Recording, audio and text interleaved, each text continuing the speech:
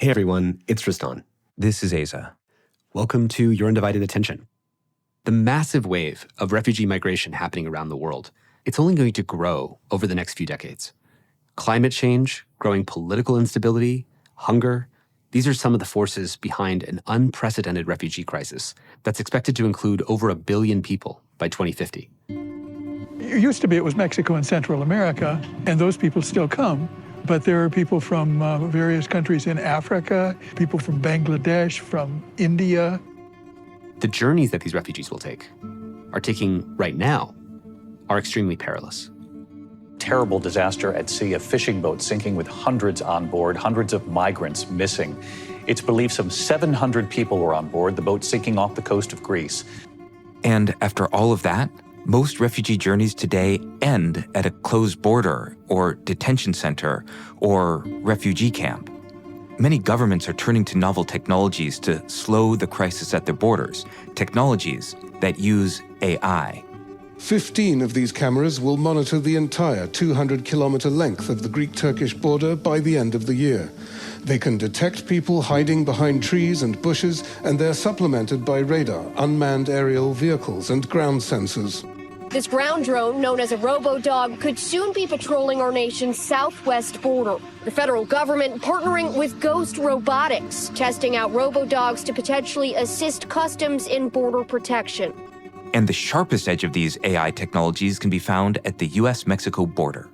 Yeah, I've been to the Sonora Desert, to the U.S.-Mexico border, and what I've noticed again and again across all sorts of borders around the world is that border practices are sharpened through the use of surveillance, AI, automated decision-making, and projects like that. And the U.S.-Mexico frontier is a unique context because a lot of this technology is visible. That's Petra Molnar. She's an immigration lawyer and author of the new book, The Walls Have Eyes, on the rollout of high-risk technology at borders around the world. And the stated goal of this rollout is both to secure national borders and make the immigration process easier and more humane. But, she argues, the result so far has been anything but. So Petra, we're really excited to have you on Your Undivided Attention, and welcome to the show. Thank you so much for having me. It's a real pleasure to be here.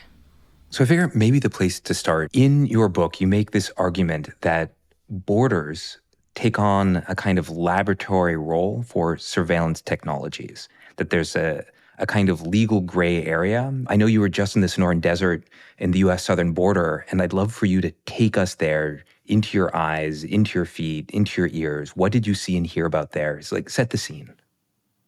So you can rent a car, or in my case, I worked closely with a search and rescue group. And we went inside the desert to drive around, see a lot of this infrastructure firsthand. For example, there are AI towers, essentially fixed towers that you can drive to and see them firsthand, and they dot the Sonora Desert and kind of create this surveillance dragnet that ensnares people on the move. And you can also go to the wall, the infamous wall that's dominated our news cycle for many years now.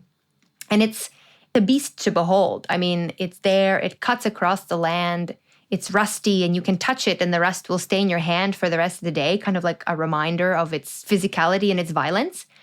But one of my favorite kind of memories is that it also just kind of ends. You know, there's an end point to the wall and you can climb up this little hill and kind of pop your head over to the other side.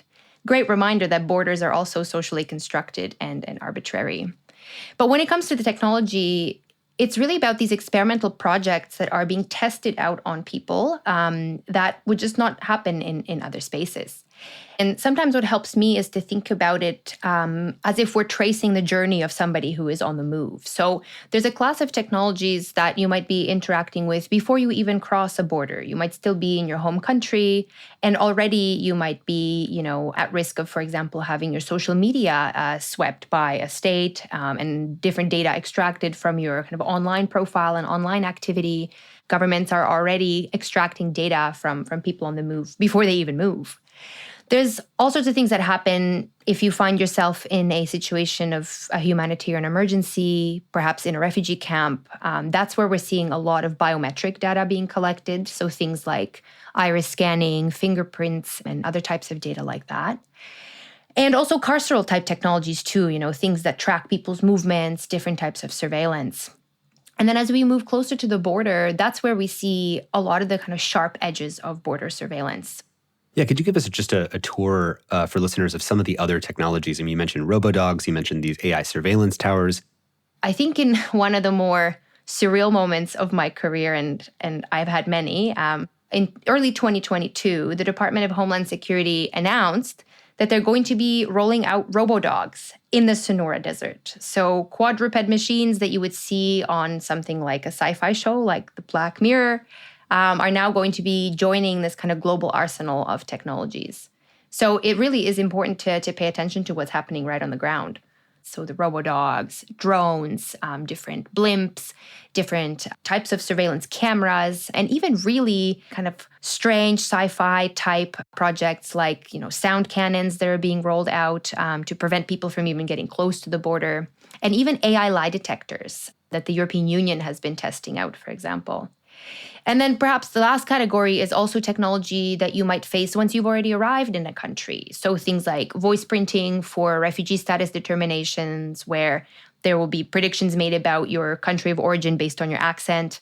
For example, visa algorithms that triage different applications and things like that. So it really is this kind of group of technologies that impacts movement at every single point of a person's journey. So presumably this tech is meant to make the border more secure, making it easier and less painful or sort of costly to process the surge in the number of migrations that are happening, the number of refugees moving around the world. What have governments said about why they're making these massive investments, and is that working?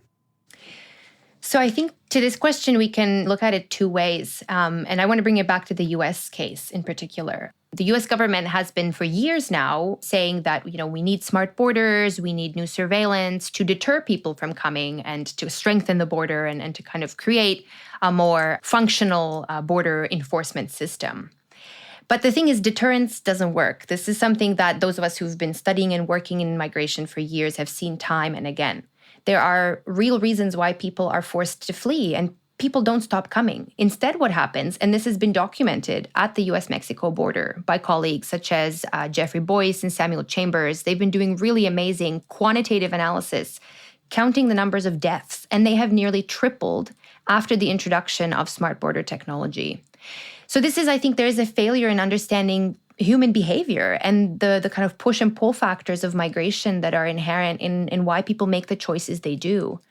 I think we sometimes forget how desperate people really are to seek safety. And the fact that they would put themselves at such risk really shows that there are real reasons why they are moving, right? And the other side to this is governments oftentimes say, well, we need to make our immigration system more efficient, more fair, and therefore we need these technologies. I mean, I'm someone who used to practice refugee law, right? I've seen this system firsthand. I know it's not efficient. I know it's very slow. But the answer to a broken system isn't a Band-Aid solution that oftentimes also doesn't work. A lot of this technology doesn't work. It's highly discriminatory. Sometimes it happens behind closed doors where there's very little public scrutiny, either by journalists or human rights defenders. And so the fact that this is being introduced at such an alarming fast rate is something that I think we all need to pay attention to. Technology often moves to where law isn't, where law hasn't caught up. It's a kind of law arbitrage. And I think what you're pointing at is that borders are a gray area. You call them a human laboratory for high-risk experiments. You also use this term, the border industrial complex. Why are borders being used as a place for deploying sort of the latest in surveillance tech? So I think this is where it's helpful to go back to the context, even before any technology is introduced, because borders and migration and refugee decision-making, it's already opaque and discretionary. That's the way the law works, policies work, and people's experiences show this, right? You can have two officers have the exact same set of evidence before them and render two completely different, yet equally legally valid determinations. That's how it works, right? Many of us have had very problematic experiences in airports, at the border, and oftentimes you don't know why. You might suspect why, but there's so much gray area and discretion here. We also know that a lot of decision-making is predicated on really problematic assumptions about people's behavior, about race, about religion, about all sorts of determinations and biases that an officer might hold. So if that's the ecosystem that we are already dealing with, and the vast power differentials too between those who make the decisions and those of us who are kind of at the sharpest edges, it then creates this perfect laboratory for when you start introducing technology to either augment or replace human decision-making altogether. And again, instead of kind of slowing down and having some of these societal conversations, what's been really tricky and difficult to observe is how it then becomes a lucrative border industrial complex. That's a term that many colleagues have used, like my colleague Todd Miller. He's a journalist in Arizona. He's been writing about the border industrial complex for many years, documenting just the vast amounts of money that is to be made at the border. And you really see this when you start interacting with some of the private sector actors that are kind of in the epicenter of power. I've had the chance to go to some of those conferences, right? Like the World Border Security Congress and others, where you see private sector actors selling all sorts of wares. You know, you see the tanks, you see the drones, the robo-dogs, and states and governments are just kind of lapping that up. It strikes me that if I was a VC, I'd be looking at the UN's estimate that by 2050, there'd be 1.2 billion climate refugees. And saying, oh, that's a great market. There's a huge incentive for me to invest. This border ecosystem is just going to grow. And so I'm curious right now, like, what are the companies that are in there? Let's dive a little bit into this, like, very perverse incentive. For sure. I mean, it's kind of mind-boggling the amount of companies that are involved. And some might be familiar to listeners. It's the big players like Palantir, Clearview AI, Airbus, Thales, actors like that. But what I found particularly disturbing is some of the small and medium-sized companies that kind of, sneak under the radar, pun fully intended, and are able to present these projects in a way that are seen as inevitable. There's one company in particular that comes to mind when you asked your question, and it was a company that was started by a 20-some-year-old tech bro in Silicon Valley, if I can put it this way. And he thought it would be a good idea to put a taser on a drone and then have this drone fly around the US-Mexico corridor, picking out people and tasing them and waiting for the Border Patrol to come. Here's a clip from the demo video the company created when they were trying to market this. When the drone detects an intruder, control of the drone is shifted to a human operator at a nearby border control office. Then, the controller pilots the aircraft down and interrogates the suspicious person. Luckily, this didn't get rolled out in real life, but he got VC money for this. How can that happen? How is that even possible, right? Well, because it's lucrative and there are very few regulations that would prevent a company like this from operating. Do you want to talk about why, there's more latitude for trying on more of these kinds of things here versus, Silicon Valley not being able to deploy robo-dogs in the streets of San Francisco or LA? I think a lot of this has to do with just the fact that we really are dealing with differences in lived experience. And I know that might sound a bit simplistic, but I do think it has a lot to do with the fact that the people who are thinking about and innovating and developing a lot of this technology oftentimes don't interact with the communities that it's hurting. I sometimes, when I talk to the private sector, I like to go around the room and ask, who's an engineer? A couple of hands go up. Who likes to code? A couple more hands go up. Who's ever been in a refugee camp? Not many hands. And I mean, I'm simplifying it a bit because of course there's diversity in the private sector space too, but what we're seeing is it breaks kind of along this power differential again. And when you don't regularly interact with people who are on the move, who might be refugees, or let's also broaden it out, who maybe have been victims of predictive policing, or who have had to use an algorithm to see if they would be eligible for welfare. Again, it just becomes kind of divorced from the real life applicability of what is being done in the private sector for the sake of innovation and all of that. And I do think, there are clearly projects and companies that are being weaponized against people on the move and people who are marginalized or in war and things like that, like the company we were talking about with the drone and taser. But I do think some of it is about just lived experience and not having those kind of connections and seeing what actually is happening beyond just the development and innovation phase.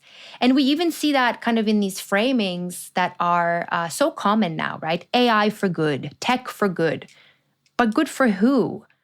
Yeah, I think I read in your book that the industry is projected to have a total of $68 billion by 2025. Do you want to give any other numbers about just the size of the fortunes that could be made here? I think the fact that this is just a huge growth industry is important for people to get.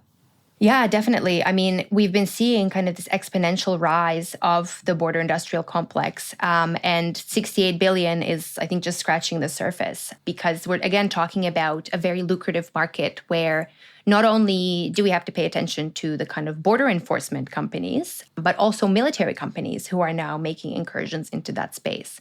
And so militarization of borders and using military type technology like robodogs and all sorts of different things that are also making their way there, is also, again, kind of inflating these numbers. And the rise, not only just in the US, but also at the EU level and the international level, as we are seeing projected numbers of migration rise in the coming decades. That's kind of inevitable at this point, I think. One of the areas I think our listeners, and certainly I, am really interested to know more about is the diffusion process of this technology. That I could hear people maybe in the back of their minds thinking like, okay, well, this is at the border. It's to protect us from, the other. It's not really about people, inside the US. It's not going to get to us.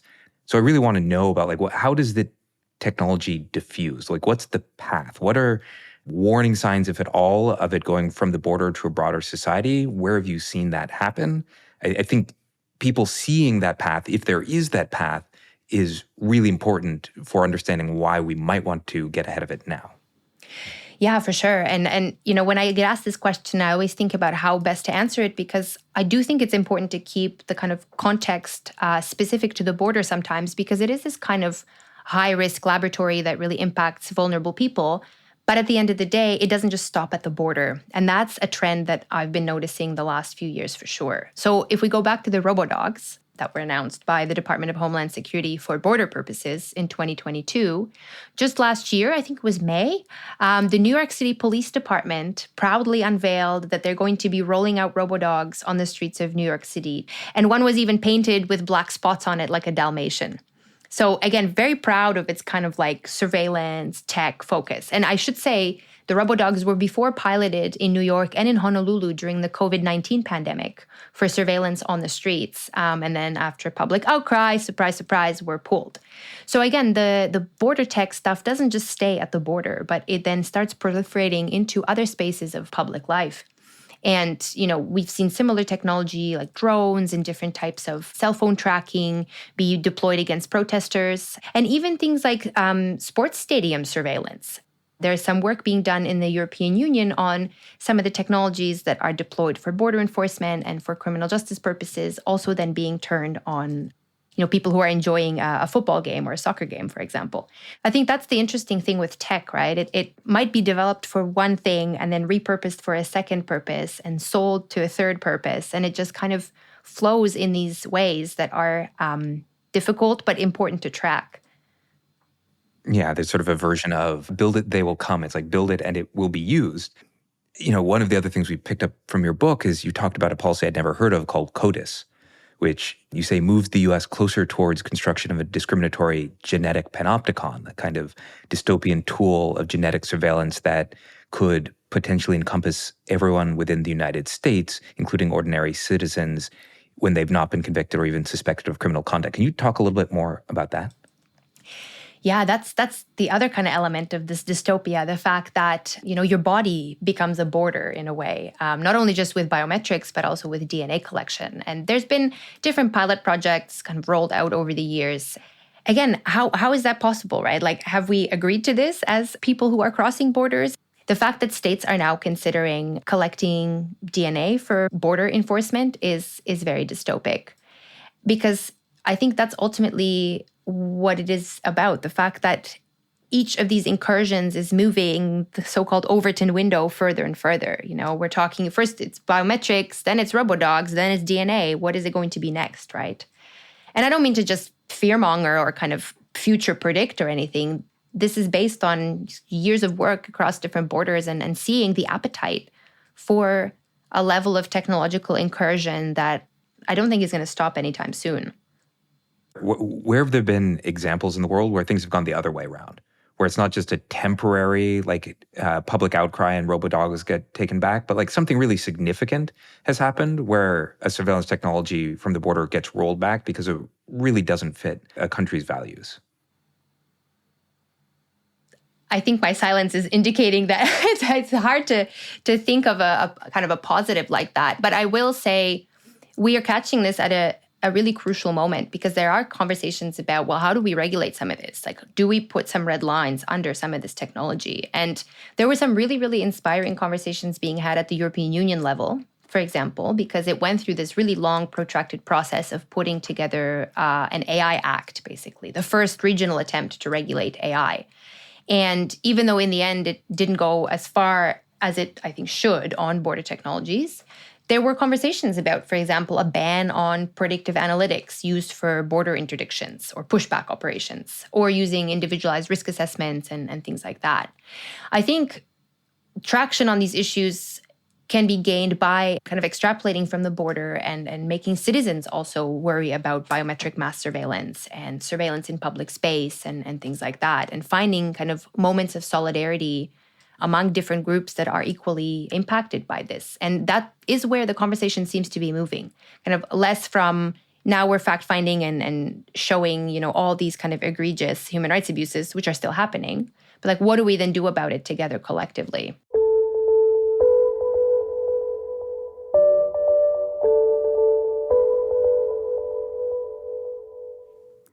It seems like one of the ways to motivate public action to regulate this is to show how, what starts at the border to deal with, quote unquote, the other and the immigration that's coming into the country, then later can get turned around to be used on our own citizens. And in your book, you actually have talking about how the global push to strengthen borders has gone hand in hand with the rise in far-right politics to root out the other. And you talk about examples of far-right governments who turn around and use the same technology tested at their border on their own citizens to start strengthening their regime. And you give examples, I think, in Kenya, Israel, Greece. Could you just elaborate on some of these examples? Because I think if people know where this goes, then it motivates how do we get ahead of this more? Yeah, I think it's important, to bring it back political contexts, because all around the world we're seeing the rise of kind of anti-migrant, far-right groups and parties making incursions into, the political space, sometimes in small ways and sometimes in major ways. And, I think it's an open question what's going to happen in the United States this year, right, with the election that you guys have coming up. What I've seen, for example, in Greece is that parties that are very anti-migration normalize the need to bring in surveillance technology at the border and test it out in refugee camps, for example, and then say, okay, well, we're going to be using similar things by the police on the streets of Athens, for example. In Kenya, similar things with normalization of just kind of data extraction for the purposes of digital ID are then used and weaponized against groups that already face marginalizations, like Somali Kenyans, Nubian community, and smaller groups like that. So again, I think the fact that there is this kind of global turn to the right and more of a fear-based kind of response to migration motivates more technology. And you again see this kind of in the incursion of the private sector, kind of normalizing some of these really sharp interventions and say, oh, well, you know what, we have your solution here. You are worried about migration and the other. Let's bring in this project. And then, oh, lo and behold, you can actually use it on, protesters that you don't like, or sports stadium fans who are too rowdy, and groups like that as well. Okay, so we just talked about Kenya and Greece in the context of other governments, but what about Israel? What's their role in all this? Are they using these technologies at their borders? Yeah, for sure. I mean, Israel is definitely a nucleus in everything that we're talking about today. And I also felt compelled to go to the occupied West Bank for the book because it's really the epicenter of so much of the technology that is then exported for border enforcement in the EU and at the US-Mexico border, right? But what is really troubling in how Israel has been developing and deploying technology is that Palestine has become the ultimate testing ground, a laboratory, if you will. Surveillance technology is tested on Palestinians, both in the West Bank and in the Gaza Strip, and then sold to governments around the world for border enforcement. And all of these projects that are normalized in these situations then can get exported out into other jurisdictions. One of the things you mentioned early in this interview was the EU using AI lie detections. Like, what's that about? That seems, one, sci-fi, and two, surprising to me that the EU would be doing something like that. Mm-hmm. Yeah, that is a project that keeps me up at night for a variety of reasons. I mean, so basically, here I'm talking about the iBorder Control project, and the name is fascinating. It's iBorder CTRL. So as you have like your iPhone, your iPad, and now your iBorder Control. It was funded by the Horizon 2020 research scheme. So this is a big pan-European research scheme that gives money to companies and sometimes consortia of universities as well. This is important. I'll get to that in a bit. To do all sorts of projects. And they decided to try and create a lie detector that would be able to discern whether somebody was more likely than not to tell the truth based on facial recognition or microexpression analysis. So if we just even pause there, and I'm going to put my refugee lawyer hat on, like, how can an AI lie detector deal with differences in cross-cultural communication, for example? Mm-hmm. I mean, I've worked with people who wouldn't make eye contact with a judge or a decision maker of the opposite gender because of religion, because of their experiences, or maybe because they were nervous. Or even more subtly, what about the impact of trauma on memory and the fact that we don't tell stories in a linear way anyway? We already know that humans struggle with this, right? There's so many problematic assumptions about human behavior that judges make, that immigration officers make. Oh, somebody's too shifty and not looking me in the eye, that must mean they're lying. So if we know that humans struggle with this, what are we going to do when we start having so-called AI lie detectors, right? And from a legal perspective, you know, the traditional ones that kind of like go back and forth and show the line that you see on like CSI, those are not even admissible in a court of law as evidence in a lot of jurisdictions. And what's interesting too, again, the politics that we were talking about really play into this, because the 3 countries where this was going to be piloted were Latvia, that one's a little bit of a question mark, but then it was Hungary and Greece, 2 major interdiction points for people on the move who are arriving. And this project, again, shows so much. It's like this microcosm, I think, of a lot of us who are concerned about these projects. Not only was this funded as a pilot project, but then it got some public outcry. There was a big Intercept piece on it where journalists kind of played around with it and realized, well, actually it doesn't even work, right? A lot of this is snake oil technology. That's an important part here. A lot of it is just kind of said to be AI, but it actually doesn't do what it's supposed to do. But the fact, again, that this was going to be rolled out and out there is very, very troubling, because then it also sets off other projects. There's another one called Avatar that was going to be using similar technology, and who knows what else is in the works, right? You talk in your book about how states on the fringes of the EU, like Greece, come to function as Europe's shield, doing Brussels' dirty work and further driving the demand for securitization and surveillance. Why is it that these poor countries have an economic incentive to tap into the border industrial complex? Greece is such a fascinating example here. And I should say, you know, I hold Greece close to my heart because I ended up living there for almost 3 years. I went for 2 months for research and then I stayed. It's one of those places, but it's so full of complexity. And it's a really strange actor in all of this because, of course, as a country that's not been doing very well economically, it stands to make quite a bit of money by being the kind of border enforcer of the EU. And when you go to EU policy documents, you see it referred to as Europe's shield, as, you know, the kind of protector of the European way of life. And as a result, you know, as a thank you, perhaps it gets large amounts of money from the European Union to build these very high-tech refugee camps, for example, on the 5 islands that are sometimes known as the hotspots, right? Maybe you remember from watching the news in 2015, 2016, when a lot of Syrian refugees were coming to Greece, this is where they would be housed. Well, now they're housed in high-tech surveillance-heavy refugee camps that are essentially open-air prisons. But again, the incentive for a country like Greece, but also Spain and Italy and some of the frontier nations, is that they can get money and also political support at the regional level, at the EU, for doing some of the work that Brussels and Germany is, you know, really concerned about. It also kind of launders the responsibility, right? Because Europe wants to be seen as a human rights leader and a leader in technology and a leader that respects the rights of people on the move. But actually, the reality on the ground is anything but. Petra, could you tell this story of how surveillance can go wrong? You mentioned EU border agents who didn't intervene to save a sinking ship because of an error in the surveillance. Could you tell us about that?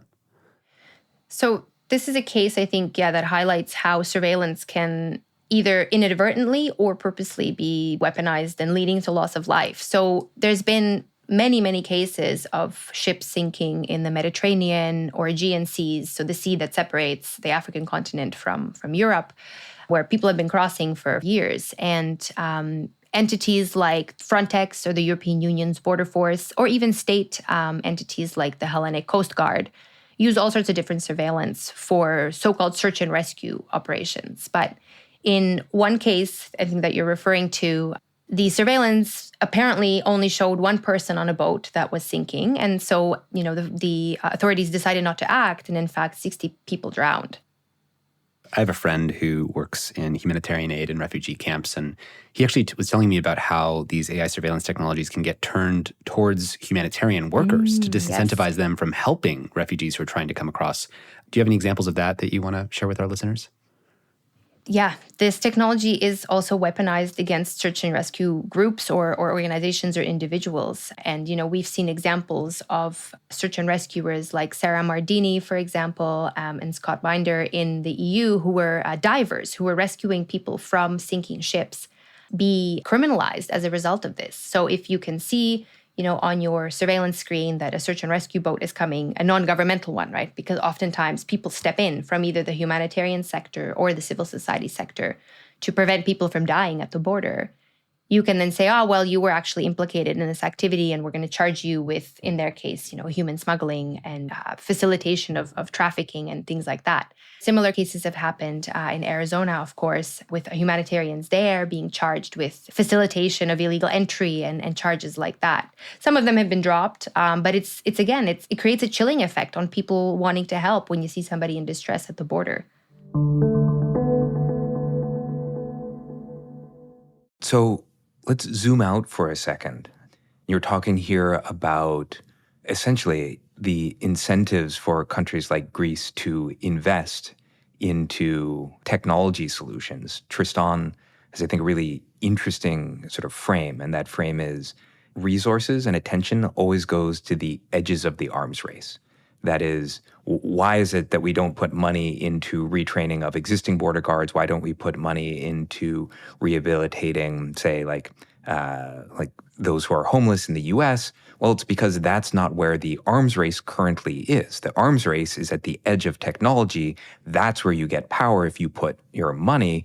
And so it sort of predicts why it is that we're always spending money to make new solutions and not going back and patching the center, which is sort of falling apart. And that really gets us to this sort of next collision, which is the collision of mass data collection and surveillance capitalism. You write in your book about how both companies and governments always make this argument that more data is better, but we also know from history that isn't true. So I'd love for you to talk more about data collection as a political exercise and about this intersection of the border and surveillance capitalism. Data is really at the center of all of this. And I always think about what Mariam Jamal, who is a young Somali Kenyan activist that I worked with in Kenya, says. She says, data is the new oil. And that is something that, we're seeing across all these different contexts, because that's the underpinning for so much of the surveillance that happens around the world, not just at the border, but people have been writing about, again, this kind of surveillance industrial complex as well, right? And again, the datification of migration is something that, we see at the private sector level and as well as the public sector level, but also at the UN, for example, and even in research, right? Like we seem to think that more data is always better, which, is true in some cases, but at what cost, right? And it just also makes me think about, who has the ability to opt out from being a data subject? Some people who are at the sharpest edges just simply are not able to, right? Their data is either extracted or, they might not even know that they are a data subject, right? When they're crossing borders or engaging in different types of projects. Whereas you have people who are perhaps some of the most powerful folks on the planet saying, I don't want my children on social media, or, they're not going to have a smartphone until they're 16. So again, it breaks along these lines of power, because it is always kind of predicated on, which are the groups that are kind of the testing grounds, the guinea pigs for data extraction. And it's people who have historically been made marginalized, whether it's people on the move, whether it's people in the criminal justice sector, right? People on welfare, people in the child welfare system. It's really troubling how normalized data collection really is.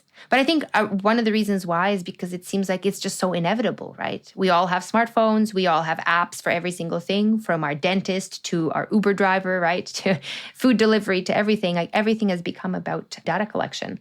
And that is a troubling kind of starting point. And of course, the more data you have, the better you understand a population, the better you can protect and serve them. At the same time as the better you can exploit them. And, they're of course, the famous historical examples of Nazi Germany strategically collecting vast amounts of data on Jewish communities that facilitated the Holocaust with, of course, they worked with IBM on that, or the Tutsi registries based on ethnic identity cards, which facilitated the Rwanda genocide in 1994. And I think people might be surprised to know that the UN itself has several of these kinds of databases that combine surveillance tech and biometrics to monitor populations on the move. And that's sometimes gone really wrong. Like I remember from your book, there was a story about how that went really wrong with the Rohingya. And so I'd love for you to tell us a little bit more about like the surprising role the UN might be playing here. Yeah, the UN and other types of international organizations are a key player in the kind of ecosystem of power and innovation and border tech, because they're really powerful actors. They set the agenda and the norms around, again, kind of what we see as innovation and why we should be collecting more data. That's kind of a given. If you go to a lot of UN policy documents and different pronouncements, data is in there, right? We need more data. We need to collect more information. But what's tricky from a legal perspective and a governance perspective is that international organizations are this kind of third space, right? They're not a private sector company and they're not a state. So how do you regulate them? What kind of governance mechanisms exist? Oftentimes, it's kind of an in-house, ethics statement, for example, on biometric data collection. This all sounds really kind of up there and theoretical, so I'll bring it to the ground to the example you mentioned with Rohingya refugees. So Rohingya refugees have been escaping Myanmar for many years now and finding shelter or refuge in neighboring Bangladesh. The UN is active in Bangladesh and has been collecting data from refugees there. And it came out a couple years ago that they inadvertently took this collected data and shared it with the Myanmar government, the very government that the refugees were fleeing from. Now, if we are assuming that this is an accident, it's a pretty big one because it's extremely sensitive personal information that often was also collected in situations that were maybe not totally driven by consent, right? Because the power dynamics are there. Can a refugee really opt out of data collection if they're in a camp that's administered by the United Nations, right? It's very different than you and I going to a grocery store and saying, oh, no, I don't want to participate in the survey or I don't want to give you my information because you can just go home. That's not the dynamic, right, that people on the move face. And the fact that the United Nations High Commissioner for Refugees made such a big mistake is very telling. Because what's happening with other actors in the space? What kind of data retention practices do they have? Or data sharing practices too? What is really happening? So much of it, again, happens in that kind of murky, opaque area that's very difficult to penetrate by journalists, by lawyers, by human rights monitors, because so much is done by third-party actors like international organizations that don't have to report in the same way that states do, or even the private sector does. If I'm a country, I would say there's going to be some kind of border arbitrage that if I don't beef up my border, then refugees are going to be turned away from countries that have a beefier border, and they're just going to flow to me. So I really don't have a choice anyway. So I guess what would you say to them? And really what I'm looking for is, this is not a kind of binary answer. There's not a yes or no. This is like a way that we move. This is a verb. This is an adaptive process. And from your vantage point, what would be a better adaptive process? How would we be doing the process of deciding what is okay and what's not okay in a better way, acknowledging how fast everything is moving? Maybe this seems, again, too simplistic, but it's about talking directly with people who are impacted by the technology and who are hurt by it. Because it is now, I would say, pretty robustly documented that border technology infringes on all sorts of human rights and has potentially even led to loss of life, right, at the US-Mexico border. So if we know all of that, And then we also see this kind of race to the bottom that states are engaged in. I think that's absolutely right, of beefing up their borders, like really strengthening border security and not wanting to be the country that says, oh, well, okay, my doors are open. Like, what are the incentives there? I think we need to have a conversation about some no-go zones, frankly, when it comes to technology. We tried that with autonomous weapons, and that still hasn't happened, right? And that's really like the sharpest edge of this conversation. But yeah, what about robodogs? What about predictive analytics for border enforcement? What about data that's collected as part of a DNA sample? Are we actually okay with that as a society? And if not, then we really need to draw some red lines under this. A moratorium at the very least, but a ban actually, I think, is definitely something that needs to be explored.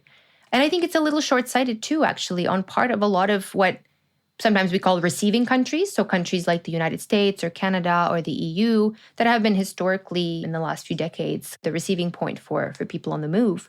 It's very short-sighted to see migrants and refugees as a threat, because a lot of people contribute very highly to countries that are their second home, right? And I think we've lost sight of that. Like the fact that everything's now weaponized against this kind of specter of migration is incredibly short-sighted. Because if we are going to be dealing with larger and larger numbers of people on the move in the future, it's actually an opportunity to think about, well, how do we uphold people's human rights? How do we actually function as a society that respects human dignity and wants to be a functional place where people can thrive and raise their children and contribute to local economies? That's really what we need to be talking about here. I'm just curious, what, if any, are the bright spots or the bright people that you would point our attention to for where we get hints of like trailheads for hope? Like we're going to have more climate refugees. We wish we could choose about this, but we can't. There's going to be more people on the move. And as you said, deterrence isn't going to work because it is a matter of life and death. And so we need examples of, integration working better, refugee camps working better, and ways that technology can play a positive and helpful role in that. Is there any other examples of that you want to mention? Sure. There's really inspiring practices when it comes to, for example, education technology and making sure that children in conflict zones are able to still learn when they're on the move or when they're in refugee camps. There's all sorts of really interesting projects out there that are kind of bringing the classroom to the child that's mobile. Other inspiring things that I can kind of think of are just ways, again, that, for example, journalists are thinking about telling different stories and kind of focusing on technology as a way to level the playing field in the kind of vast power differential that we're talking about. And that's something that we're trying to do at the Refugee Law Lab, which is kind of my academic hat. My colleague Sean Rehag, for example, he's more on the kind of data science side, but he's looking at, for example, using big data sets to crunch numbers and look at, for example, refugee decisions in Canada to create information for refugee lawyers to be better informed on how a particular judge might render their decision. Very, very helpful because, again, you're dealing with attorneys who might not have the same level of resources as a government lawyer might. So there are definitely bright spots when it comes to using technology as well to kind of meet in the middle and work against the kind of differentials in power and privilege and even the kind of norm setting that it comes to like who gets to innovate and why. We really need to find ways to kind of talk to each other more about this. Well, I think we have a lot of really important things for people to be processing and holding. It's quite sad. It's really hard. When I really process this, it's like there's just going to be so many people that are on the move over the next couple of decades, and we don't get to choose about that. And if deterrence doesn't work, then they're going to come to the places that they believe are going to help them. And then there are also finite resources, and there's finite ways of countries both wanting to do the best they can to integrate and welcome those who they can and integrate them at the pace in which they can do that and provide resources. And if I can just add, I think it's also about paying attention to who's around the table to have these conversations and making sure that, again, those who are impacted have a seat at the table or even build a new table altogether, right? Because when we look at migration in particular, I think ultimately it's about, again, why do certain innovations matter over others? We could be using the same set of resources to look at root causes of migration and maybe prevent people from coming in the first place, not in the kind of border enforcement way, but in a way that reminds us, that almost every single person that I have had the privilege of working with over the last few years has said, I don't want to be a refugee. I want to be home. I want to raise my children. I want to live a life that we all want to live, right? And yet, I think we've lost sight of that. The fact that the vast majority of people who are on the move are not doing it voluntarily. They're forced to do it. So instead of, developing robo-dogs and AI lie detectors and all sorts of things like that, why not use this money and these resources to help people stabilize the countries that they're in, think about resource redistribution, and think about more long-term solutions? Well, I think that might be a good place to end. Petra, thank you so much for coming on Your Undivided Attention. This is certainly an issue that requires undivided attention. Thank you so much for having me. It was a real pleasure to be able to share a bit about my work.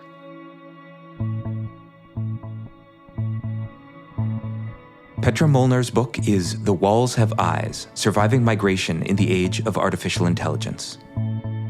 Your Undivided Attention is produced by the Center for Humane Technology, a nonprofit working to catalyze a humane future. Our senior producer is Julia Scott. Josh Lash is our researcher and producer, and our executive producer is Sasha Fegan. Mixing on this episode by Jeff Sudekin, original music by Ryan and Hayes Holiday. And a special thanks to the whole Center for Humane Technology team for making this podcast possible. You can find show notes, transcripts, and much more at humanetech.com. And if you like the podcast, we'd be grateful if you could rate it on Apple Podcast, because it helps other people find the show. And if you made it all the way here, let me give one more thank you to you for giving us your undivided attention.